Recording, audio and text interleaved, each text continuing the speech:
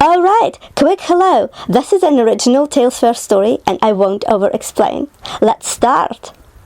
"We'll pay you nothing," my mom said to my 14-year-old. "You really thought you'd get money? How pathetic," my sister laughed in her face. After making her work at their restaurant for weeks, promising a salary, I didn't shout. I did this. The next morning, they called me in a panic. When I opened the front door, I expected noise. Not loud party noise. Not teenagers have taken over the living room noise. Just the regular soundtrack of a 14-year-old existing, a half-playing video, a snack bag crinkling, the faint tapping of thumbs on a phone. Instead, I got silence. The kind that doesn't feel peaceful. The kind that makes you stop with your keys still in your hand because your body notices something before your brain can politely catch up. Molly was sitting on the couch, facing the wall like the wall had something important to say. She wasn't scrolling. She wasn't watching anything. She wasn't even pretending to do homework. And her phone, her actual limb at this point, was nowhere in sight. Her shoulders were pulled tight, like she'd been trying to hold herself together using pure willpower. Her eyes looked swollen. Not dramatic, not theatrical, just used. I set my bag down slowly, like sudden movements might scare the truth back into hiding. "Hey," I said, as gently as I could. "Honey, what's going on?" Molly blinked like she'd forgotten she had to function in a world with people. Then she did what kids do when they're trying to protect you from a problem they don't know how to explain. "Nothing." It was too quick, too flat, like someone had handed her the line and she was repeating it because she didn't have anything else. I didn't push. Not yet. I sat beside her, close enough to be there, not so close it felt like a trap. "Okay," I said. "I'm right here. Take your time." She tried to keep it together. Her jaw tightened, her breath went thin, her eyes shone again. Then it broke through anyway. Her face crumpled, and the words spilled out like they'd been trapped inside her. "They said, they're not gonna pay me." The sentence hit me wrong. Not because I didn't understand the words, because my brain refused to believe they could be arranged like that and still be real. "Not pay you?" I repeated, carefully, like the phrase might change if I said it slower. "What do you mean, not pay you?" Molly swallowed, eyes fixed on her hands. "Grandma," she said, voice breaking. "And Aunt Brielle." My stomach dropped. Not in the, "I didn't know you were working there" way. I knew. Of course I knew. It had been part of the first month of summer break. The schedule, the shifts, the proud little, "I've got this mom" energy Molly had been carrying around. But "they're not gonna pay me" didn't fit into reality. Not the reality I lived in. Not with family. Not with a kid. "They're just late," I said automatically. "Right? They said later?" Molly's head shook, small and hopeless. She took a breath like she'd been rehearsing this part, like she'd been trying to find a version that would hurt less. "No, I asked last week and they said, later. And then I asked again and they said, later. And then today I asked again." "Today was payday," I said, more to myself than to her. "End of the month." Molly nodded. "I went to them after my shift," she continued. "I just asked that if they had time. Like, if they could pay me." She said it in the tone of someone who had tried very hard to do it the right way. Polite. Calm. Not demanding. Just normal. "And then?" Molly's mouth tightened. Her eyes filled again. "Grandma laughed," she said. I felt something inside my chest go cold. "She laughed," Molly repeated, like she still couldn't believe it either. "And she said, 'We'll pay you nothing.'" My throat tightened so fast it was like my body was trying to stop me from speaking, like it knew what was coming. "And Brielle was there," Molly added. "And she said, 'You really thought we'd pay you? How pathetic.'" The words landed like slaps, not just because they were cruel, but because they were casual, like it was fun, like Molly's hope had been a joke they were waiting to tell. Molly stared at her hands again. "They said I was family," she whispered. "That I was just helping." "But you worked there full-time for a month." "Yes, I know, but she said that family doesn't get paid for helping." Her voice wobbled. The humiliation was eating her alive. "And then," she said, quieter, "they said my work wasn't even good. That part was the worst. Not the money, not even the stealing, the dismantling, the way they took something she'd been proud of and made it feel embarrassing. I could feel my pulse in my ears. I could feel my hands wanting to do something, slam a table, throw a plate, call someone, and let all the anger out. But I didn't want Molly to see me explode. She'd already been laughed at. She didn't need chaos on top of it. So I forced my voice to stay steady. Did they say anything else? Molly hesitated, like she didn't want to repeat it, like saying it would make it true all over again. They said, "We didn't have a written contract," she said. Like, that meant I was stupid for thinking they'd pay me. My mouth went dry. There are moments when you learn something about the people who raised you that you wish you could unlearn. Like finding out a childhood photo is fake. Like realizing a familiar voice is capable of saying things you thought only strangers could say. I picked up my phone. "Okay," I said, voice still calm. "I'm going to call Grandma." Molly's eyes snapped up. Fear flashed there. "Mom, I'm not yelling," I promised, even though my whole body wanted to become a siren. "I just need to hear it from her." I hit call. It rang twice. Mom answered like nothing had happened. Like she hadn't just taken a child's labor and turned it into a punchline. "Hello?" "Mom," I said carefully. "Molly says you told her you won't pay her." A pause. A tiny, almost amused one. "Oh," Mom said. "She told you." My stomach turned. "So it's true," I said. "Yes," Mom replied, like she was discussing the weather. "We're not paying her." I stared at the wall across from me, the same wall Molly had been staring at when I came in, and I understood why she'd looked like she'd been hollowed out. "But you promised her," I said, voice tightening. "You told her she'd be paid." Mom made a sound, something between a scoff and a laugh. "That was obviously a joke," she said. "She's family. She was helping. She was working," I said. "Full shifts. For weeks." "And?" Mom replied. "She got experience. She should be grateful." I felt Molly shift beside me, like the words were physically pushing her down. "And honestly," Mom added, with the casual cruelty of someone who has never been told no in her life, "her work wasn't even good. If we were paying for that, we wouldn't have hired her." I didn't speak for a second. Not because I had nothing to say, but because the anger had reached a level where words felt too small. Then Mom delivered the final little knife like she was proud of it. "We didn't have a contract," she said. "So what exactly do you think you can do?" Molly made a sound that wasn't quite a sob and wasn't quite a breath. That sound did something to me. It didn't make me louder. It made me still. I ended the call. I turned to Molly. Her face was blotchy. Her eyes were wide. She looked like she wanted to disappear into the couch cushions and never come out. I pulled her into me. She shook. She cried. Not dramatic crying, the kind where you try to stop and you can't because your body is leaking the shock out of you. I held her tight. "I'm so sorry," I whispered into her hair. "I'm so sorry they did that to you." Molly sniffed. I thought I did something wrong." "No," I said, firm. "You did your job. You did exactly what you were supposed to do. They did something wrong." She hiccuped again. "They laughed at me," she whispered. "I know," I said. "I know. And you didn't deserve that. Not for 1 second." I didn't shout.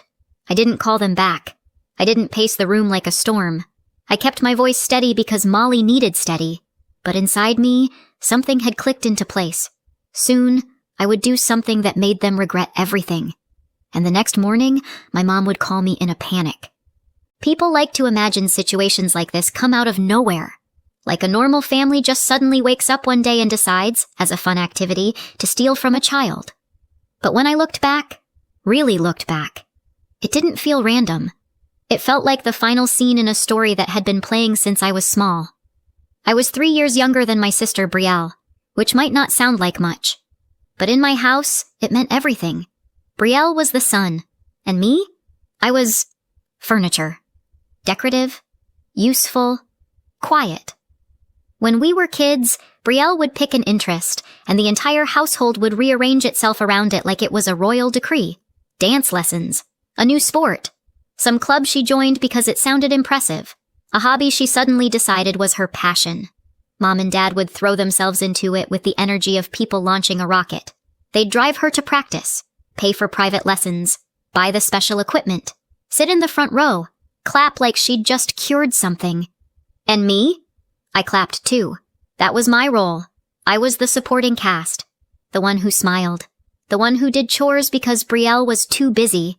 She has practice, Mom would say, as if practice was a medical condition. Just help out. Your sister has so much on her plate, Dad would add, as if the plate was full of diamonds. So I helped out. I washed dishes, folded laundry, took care of the little things so Brielle could keep being important. And here's the part that messes with you. They weren't always cruel about it. They didn't have to be.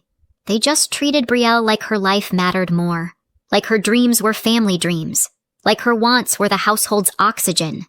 By the time we were adults, the dynamic didn't disappear. It matured, like a fine wine, if the wine is favoritism and it tastes like resentment.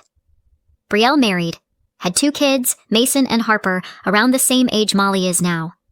And I watched something weird happen. The favoritism became a family heirloom. Mom and Dad would talk about Mason and Harper like they were tiny celebrities. They worried about their future. They set money aside. They spoke about them with this soft, glowing pride. Meanwhile, when Molly came up, the conversation shifted. Not mean, exactly.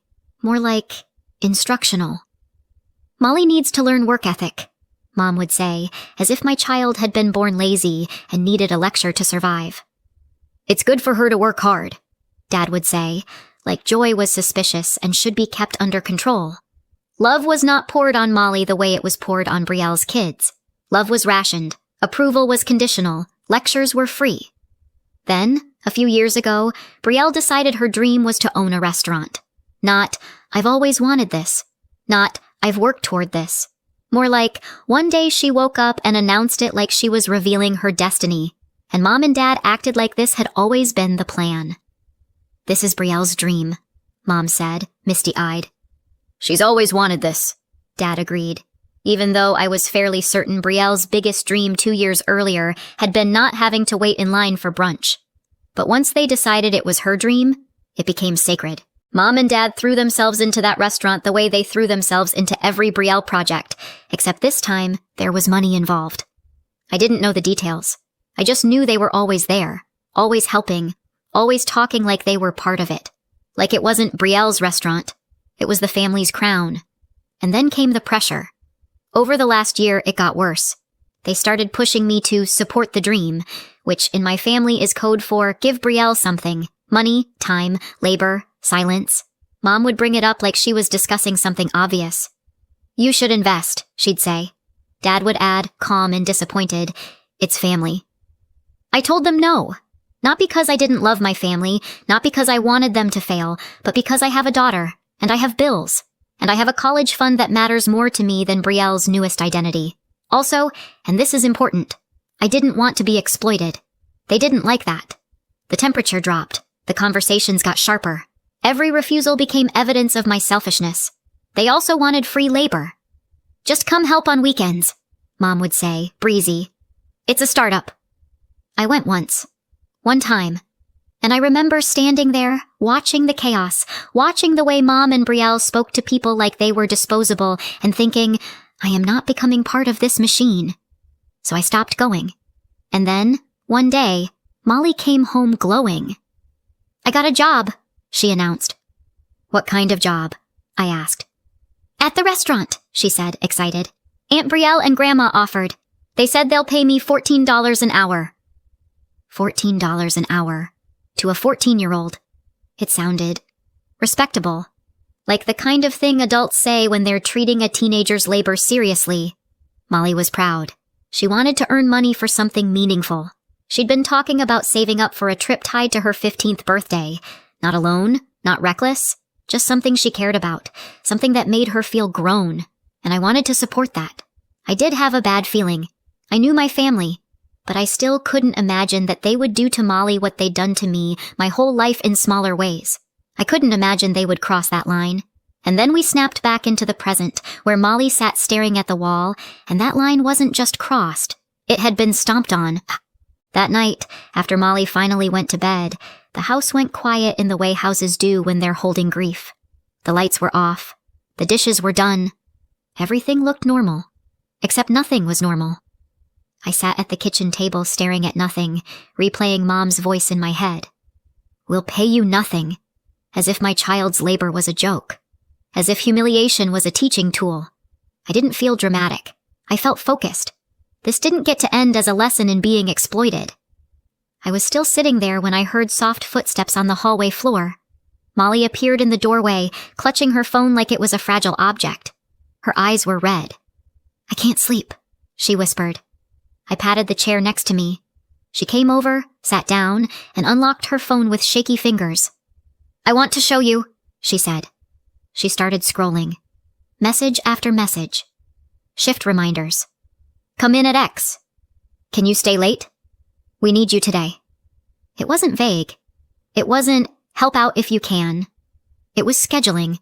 Then she stopped. "There," she said, pointing. A message that was basically, $14 per hour. We'll pay you at the end of the month. Underneath it, like a trail of breadcrumbs leading to betrayal, were the other messages. Later. Next week. End of the month. We'll talk. Molly swallowed hard. "And then," she said quietly, "when I asked again, they laughed." I took a slow breath. 4 weeks of full-time shifts at the rate they promised isn't pocket change. It's roughly 160 hours, roughly $2,240 owed. It was Molly's time, Molly's sweat, Molly's pride. I looked at her. "Is it okay if I use your phone to document everything?" I asked. Molly nodded immediately. "Yes," she said. "I want it to be real. Not them saying I'm lying." That broke my heart a second time. I hugged her, just for a moment, then guided her back toward her room. "Try to sleep," I said. "I'm right here." I waited until Molly finally fell asleep, face turned to the wall, lashes still stuck together from crying. Then I went back to the kitchen, opened my laptop, and pulled up the State Labor Department wage claim portal. Not the police, not a lawyer, not a family meeting. The boring, official place where you tell the truth in boxes and hit submit. Molly's phone was next to me, unlocked with her permission. I didn't need to dig. The proof was lined up like they'd prepared it for court. Shift texts. "Come in at 3. Stay late." And that one message with the pay promise. The form asked for the worker's name. I typed Molly and her last name. My hands didn't shake, which felt new. Age, 14. Employer, the restaurant. The address, the number. There was a little describe what happened box. I kept it clean. Worked 4 weeks, pay promised, payment delayed, refused. Then I attached the screenshots, just the clearest ones. Click. Upload. Done.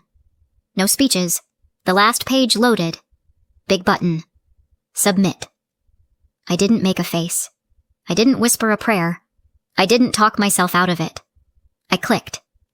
A confirmation number popped up with a timestamp. I took a screenshot, closed the laptop, and stood there for a second in the quiet. My mom loves family values. So do I. That's why I chose my kid. I stared at the screenshot for a moment. Then I did something I almost never do. I sent one message to my mom. Short. Controlled. No argument. No threats. Just filed. Documented. Official. Then I went to bed. I didn't sleep much. I slept just enough to be woken by my phone ringing like it had a job. Mom's name lit up the screen. I answered. Her voice had changed overnight. Less smug. More urgent. "Tessa," she said, and she sounded like she'd swallowed something sharp. "Did you file that claim?" "Yes," I said. A beat of silence. Then a breath that came out too hard. "Why would you do that?" she snapped. I could hear her trying to hold it together. She wasn't calling to understand.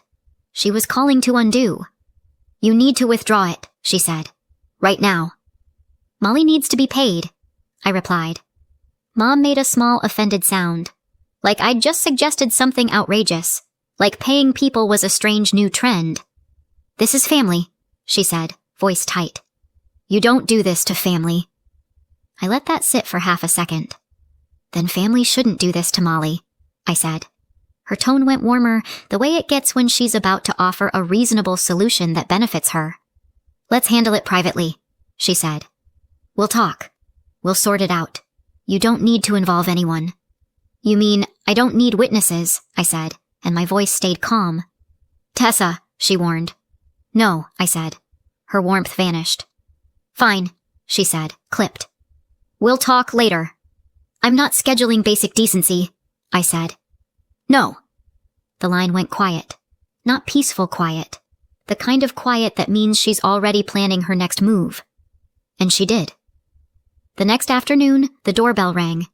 I opened the door and there they were.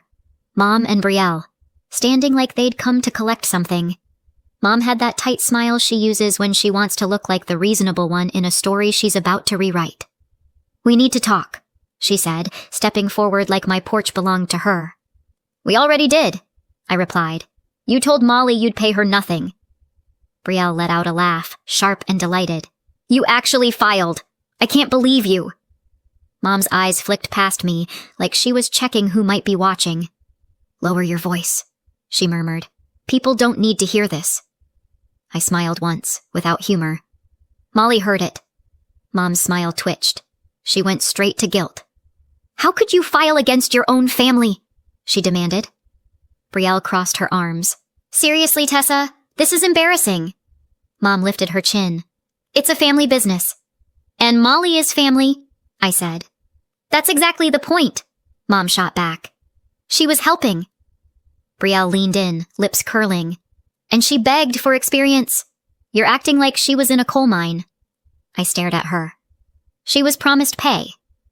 Mom waved her hand like I'd brought up something childish. Don't be dramatic. Brielle chimed in, breezy and cruel. Also, she wasn't even that good. Mom pounced on that, relieved to have an excuse. Exactly. If we were paying, we wouldn't have... Stop, I said, and it came out quieter than I expected. Not soft, just final. For a second, both of them blinked like they weren't used to being interrupted. Then Mom's face hardened. If you post anything, she said, we'll sue you. Brielle's eyes brightened, like threats were her love language. Say the wrong thing and we'll make your life miserable. I nodded once. Noted. Mom pivoted fast. Threat didn't land, so now it was bargaining.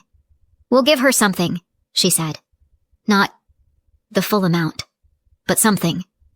Brielle added, impatient. Just take the complaint back, today, and we'll transfer it. It was so practiced it almost sounded like a special offer. I looked at them, my mom and my sister, standing on my porch, trying to negotiate my child's dignity like it was a coupon. No, I said. Mom's smile fell apart. Brielle's laugh died in her throat. No? Mom repeated, like the word didn't belong to her. The complaint stays, I said. The proof stays. The boundary stays. Mom stared at me, and for a second I saw it. Real confusion, like she couldn't understand why her old rules weren't working. Brielle's face tightened. You're really going to ruin us! I held the doorframe, steady. You did this! They stood there another second, as if waiting for me to fold. I didn't. Mom turned first, stiff with rage. Brielle followed, muttering under her breath. And as they walked away, I felt it in my bones. This wasn't over. For some reason, I still woke up thinking the worst part was already behind us. That was my first mistake. I made coffee, checked my phone out of habit, and saw my mom's name sitting at the top of my screen, tagged in a post like we were celebrating someone's birthday. My stomach dropped before I even opened it. The photo was of the restaurant. Bright, polished, were respectable lighting. The caption was long enough to be a sermon. I skimmed the first line and felt heat climb my neck. She didn't mention wages. She didn't mention promises. She didn't mention laughing. She wrote it like this was a heartbreaking family tragedy where she was the victim and I was the villain with a clipboard. Then I saw the sentence that was already being copied into the comments like it was a headline. She demanded over $2,000 from her own family. $2,000. That's how she wrote it. Like Molly had walked in waving a crown and a list of demands. I scrolled. The comments weren't about my mom's choices. They were about my daughter. Entitled, Ungrateful. Kids today. One woman wrote, My father would have taught her a lesson, as if we were voting on how to punish a child for expecting fairness. I stared at the screen until the letters blurred. Then I heard footsteps behind me. Molly stood in the doorway in her socks, hair still messy, phone in her hand. She didn't look angry. She looked scared. "Mom," she said, quiet. "Did I mess up?" I set my phone down like it was something sharp. "No," I said. Her eyes flicked between my face and her screen. "Grandma says I begged for experience." I breathed in slowly. "You didn't beg." Molly swallowed. "People are calling me things." I pulled out the chair next to me. "Come here." She sat, shoulders tight, like she was bracing for punishment. I leaned in so she couldn't miss my face. "You worked," I said. "You asked to be paid. That's not wrong." "But what if—" "No," I said again, sharper this time, and immediately softened it. "No, they did something wrong, so now they're trying to make you feel wrong for noticing." Molly blinked fast. "So, what do we do?" I picked up my phone again and opened the post. I didn't write a speech. I didn't write a poem. I didn't write what I wanted to write. I wrote what would survive daylight. A few lines, a timeline, no adjectives, no insults, just facts. I attached 2 screenshots, one scheduling her like staff, one stating the pay, then the complaint confirmation number, ugly and official. At the end, 1 line, "Molly is 14. I hit post. Then I put my phone face down and stood up to stir the eggs like I was a woman who had not just declared war at breakfast. Molly watched me like she expected lightning to strike. "Are you okay?" she asked. "I'm fine," I said. "I'm just annoyed." "Annoyed?" "Yes," I said, flipping an egg with more force than necessary. "I hate paperwork. They made me do paperwork." That got a tiny sound out of her, almost a laugh, almost a breath. By afternoon, the messages started. Not public ones, private ones. The kind that start with, "Hi, I don't want to get involved, but..." Most were relatives. A few were people I barely knew. And then a message came in from a name I didn't recognize. Hannah. "I worked at the restaurant. Can we talk somewhere? Not online." I stared at it for a long second. My first thought was, today is already full. My second thought was, people don't write like that unless they're nervous. So I replied, "Yes. Where?" We met 2 days later at a cafe across town, midday, ordinary, full of people minding their own business. Hannah arrived like she was late to something important, quick steps, tense shoulders, eyes scanning. She sat down, didn't touch her drink, and started with, "Thank you for meeting me." "Of course," I said. "Are you okay?" She let out a breath. "Not really." She looked at her hands. "I saw your mom's post." I nodded. "And I saw what people were saying about your daughter," she added, jaw tight. "It made me sick." I didn't say anything. I just waited. Hannah glanced up. "I know it's your family." It wasn't a question. It was a warning. "Yes," I said. "Unfortunately." She almost smiled. Almost. Then she leaned forward and dropped it quietly, like she was placing a weight on the table. "The staff are filing a complaint together." I blinked. "Together?" Hannah nodded once. "A group. Current and former." My stomach flipped. She kept going, quick now, like she was afraid she'd lose her nerve. "Hours get shaved, people get told to stay late, and then it's not on the check. Tips get weird. Nobody wants to push back because your mom runs that place like it's a kingdom." I felt my mouth go dry. Hannah's voice softened. "And I saw how they treated Molly." I looked up fast. Hannah's voice stayed low, like she still didn't feel safe saying it out loud. "They didn't just not pay her," she said. "They used her. The dirtiest jobs, trash, sticky floors, bathrooms when the line was out the door, and if she looked tired, my sister would laugh and say, 'Welcome to the real world.'" Hannah exhaled. She wasn't allowed to complain. If she asked for a break, they'd act like she was being dramatic. Then Hannah looked straight at me. "Molly's a minor. If you're willing, we want her experience included, with you as her guardian." The cafe suddenly felt too bright. I sat back. "So, you want me to, join?" Hannah nodded. "Yes," I stared at her. That's a lot. I know, she said quietly. But this is bigger than one paycheck. I thought of my mom's face on my porch, thought of Brielle laughing, thought of Molly asking me if she'd ruined the family. I breathed out. Okay, I said. I'll do it. Hannah's shoulders dropped like she'd been holding her breath for weeks. Thank you, she said, and her voice cracked on the last word. A week passed. Life looked normal from the outside. Lunches packed, laundry folded. Molly went to dance class. And then I walked into the studio to pick her up and saw my mother and Brielle standing there. Too close. Too familiar. Already talking.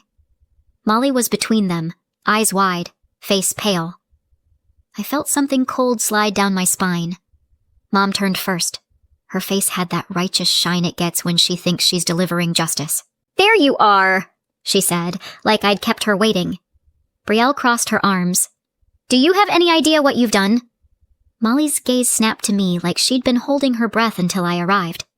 Mom spoke directly to Molly, voice sweet in the way that makes your stomach hurt. This didn't have to happen, she said. We're family. Brielle cut in, sharper. You dragged strangers into this. You dragged the whole business into it. Mom's eyes flicked to me, then back to my daughter. You don't do this to family, she said, calm as a verdict. Molly's lower lip trembled. She looked like she was trying to figure out if she should apologize for existing. I stepped forward and put myself between them and my child. Stop, I said. Mom blinked, offended. We're talking. No, I said, taking Molly's hand. You're cornering her. Brielle scoffed. Oh, please. Molly's fingers tightened around mine like she was grabbing onto a railing. I looked at my mom. You don't get access to her, I said. Not like this. Not anymore. And then the anger cracked. Just for a second. Mom's voice dropped, and her eyes darted like she was suddenly aware of consequences. You have to take it back, she said. Tessa, you have to. Brielle's face went tight. Mom swallowed, and the next words came out smaller. We put the house up as collateral, she said. For the restaurant. If it falls, we lose everything. The room went still. Molly stared at her like she'd just been handed a guilt she couldn't carry. I squeezed Molly's hand, and I kept my voice calm, because that's what my daughter needed. You chose that, I said. She didn't. Mom's face hardened again. So you'll just let us lose everything? I looked at her. You didn't pay people, I said. You didn't pay my child. That's what you chose. Brielle opened her mouth, then shut it. Because there's no clean argument against pay people for their work. I turned to Molly. Come on, I said. And we walked out. 6 months later, we were still no contact. Mom, Dad, Brielle, all of them. No calls, no family meetings, no surprise visits. After the dance studio stunt, access to Molly was done. The wage complaint didn't resolve in a day. It moved the way real consequences move. Slow, official, unavoidable. We got notices in the mail, a date to show up, and a hearing where nobody cared about family or work experience. They cared about hours, messages, and whether a kid got paid for work. Mom showed up looking furious and confident. She left looking smaller. A few weeks later, the decision came in writing. They owed Molly her wages. Then finally, the payment hit. Molly stared at the deposit notification like it might vanish. Is that mine? She whispered. Every cent, I said. She didn't cheer. She just exhaled like her body had been holding its breath for months. Then she smiled, small, satisfied, and quietly moved money into her trip fund like it was the most normal thing in the world to be paid for your work. After that, things kept unraveling on their side. In our town, the story spread. People don't like employers who stiff workers, and they really don't like adults who do it to a 14-year-old. Staff complaints stacked. Employees quit. Customers stopped showing up. About a year after all of it started, I heard through relatives that my parents had sold their house. They'd tied it to the restaurant, borrowed against it to keep Brielle's dream alive, and when the business failed, the debt didn't. Molly asked me once, "Did we go too far?" We told the truth, I said. They chose the rest. Life got quieter after that. Molly got lighter. and I learned something my younger self never would have believed. Cutting them off didn't break our family. It finally protected it. So tell me, did I go too far or not far enough? Let me know in the comments and subscribe for more.